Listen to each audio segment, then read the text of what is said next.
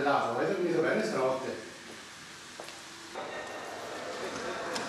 Le gardien de nuit a fini sa ronde dans ce musée d'un genre un peu particulier. Le musée de la Specola à Florence, le plus ancien musée scientifique au monde. Il contient plus de 1400 modèles des différentes parties de l'anatomie humaine réalisées vers la fin du XVIIIe siècle. Cette époque est marquée par de grands maîtres, tels Michel-Ange. Pour cette raison, le directeur Marco Vanini considère son musée comme une galerie d'œuvres d'art. Ce n'était pas nécessaire de réaliser un visage avec des yeux, avec une expression de mort ou de souffrance, mais c'était impensable pour ces artistes de réaliser une statue seulement partielle, purement scientifique, sans y ajouter un aspect artistique, une expression humaine. L'Église voyait d'un mauvais œil toute manipulation de cadavres pour la science. Alors les artistes devaient parfois avoir recours à des stratagèmes ingénieux. Ils faisaient porter les cadavres quasiment morceau par morceau à l'aide de paniers jusqu'ici, et puis ils devaient commencer à les reproduire le jour même, parce qu'il n'y avait pas de système de réfrigération, alors il ne fallait pas traîner.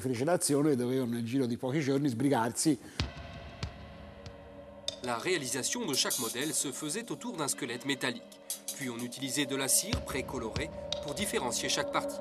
Les détails étaient réalisés un à un avec des fils de soie imbibés de cire.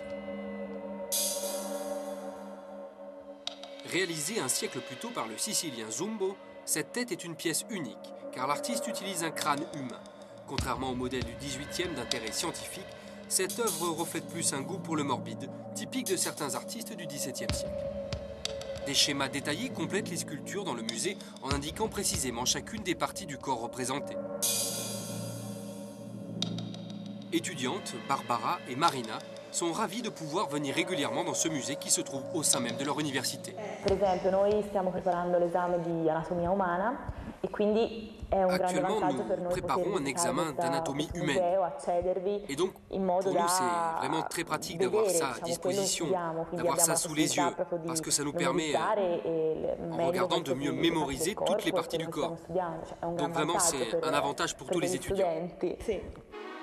Des gens du monde entier se déplacent à Florence pour regarder, s'instruire et reproduire ces modèles exceptionnels, comme cette américaine de Dallas. Ce que je fais, moi, c'est que j'essaie de capturer une image de ce que je vois, comme ça je pourrais dire aux gens, mais je ne sais pas qui va me croire.